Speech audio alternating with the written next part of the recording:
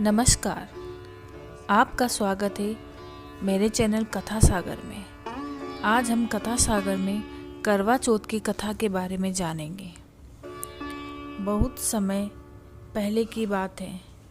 एक साहूकार के 7 बेटे और उनकी एक बहन करवा थी। सभी सातों भाई अपनी बहन से बहुत प्यार करते थे, यहाँ तक कि वे पहले उसे खाना खिलाते और बाद में स्वयं खाते थे। एक बार उनकी बहन ससुराल से मायके आई हुई थी। शाम को भाई जब अपना व्यापार व्यवसाय बंद कर घर आए तो देखा कि उनकी बहन बहुत व्याकुल थी। सभी भाई बहन खाना खाने बैठे और अपनी बहन से भी खाने का आग्रह करने लगे, लेकिन बहन ने बताया कि आज उसका करवा चौथ का निर्जल व्रत है और वह खाना सिर्फ चंद्रमा को देखकर उसे अर्घ्य देकर ही खा सकती हैं। चंद्रमा अभी तक नहीं निकला, इसलिए वह भूख प्यास से व्याकुल हो उठी। सबसे छोटे भाई को अपनी बहन की हालत देखी नहीं गई। वह दूर पीपल के पेड़ पर एक दीपक जलाकर छन्नी की ओट में रख देता है। दूर से देखने पर वह ऐसा प्रतीत होता है कि जैसे चतुर्थी का चांद उदित हो रहा हो।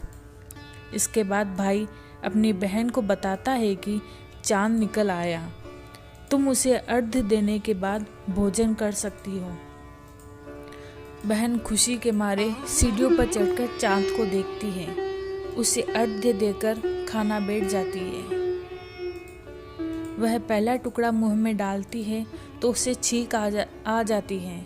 दूसरा टुकड़ा डालती है तो उसमें बाल निकल आता है, और जैसे ही तीसरा टुकड़ा मुंह में डालने की कोशिश करती है तो उसके पति की मृत्यु का समाचार उसे मिलता है। वह बौखला जाती है।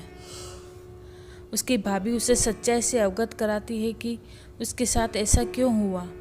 करवा चौथ का व्रत गलत तरीके से टूटने के कारण देवता उससे नाराज हो गए और उन्होंने ऐसा किया।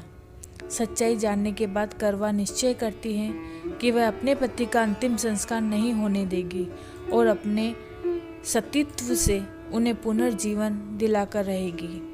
वह पूरे 1 साल तक अपने पति के शव के पास बैठी रहती है, उसकी देखभाल करती हैं और उसके ऊपर उगने वाली सुई नुमा घास को वह एकत्रित करती जाती है। 1 साल बाद फिर करवा चौथ का दिन आता है। उसकी सभी भाभियाँ करवा चौथ का व्रत रखती हैं और जब भाभियाँ उससे आशीर्वाद लेने आती हैं तो वह प्रत्येक भाभी से यम सुई ले लो, प्रिय सुई दे दो, मुझे भी अपनी जैसी सुहागिन बना दो, ऐसा आग्रह करती हैं। लेकिन हर बार भाभी उसे अगली भाभी से आग्रह करने का कह चली जाती हैं। इस प्रकार जब 6 नंबर की भाभी आती है तो करवा उससे भी यही बात दोहराती है। यह भाभी उसे बताती है कि चूंकि सबसे छोटे भाई की वजह से उसका व्रत टूटा था, अतः उसकी पत्नी में ही शक्ति है कि वह तुम्हारे पति को दोबारा जीवित कर सकती हैं। इसलिए जब वह आए तो तुम उसे पकड़ लेना और जब तक वह तुम्हारे पति को जिंदा न कर दे उसे नहीं छोड़ना। ऐसा कहकर वह चली जाती हैं। सबसे अंत में छोटी भाभी आती हैं। करवा उनसे भी सुहागिन बनने का आग्रह करती हैं, लेकिन वह टाल मटोल करने लगती हैं। इसे देख करवा उन्हें जोर से पकड़ लेती है और अपने सुहाग को जिंदा करने के लिए कहती हैं।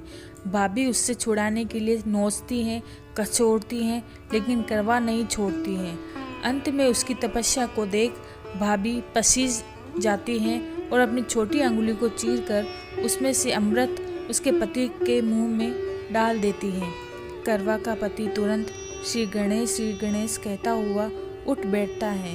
इस प्रकार प्रभु कृपा से उसकी छोटी भाभी के माध्यम से करवा को अपना सुहाग वापस मिल जाता है। हे श्री गणेश, माँ गौरी, जिस प्रकार करवा को चिर सुहागन का वरदान आपसे मिला है, वैसा ही सब सुहागिनों को मिले। अगर आपको वीडियो पसंद आया है तो प्लीज़ लाइक करें, शेयर करें और सब्सक्राइब करें। धन्यवाद।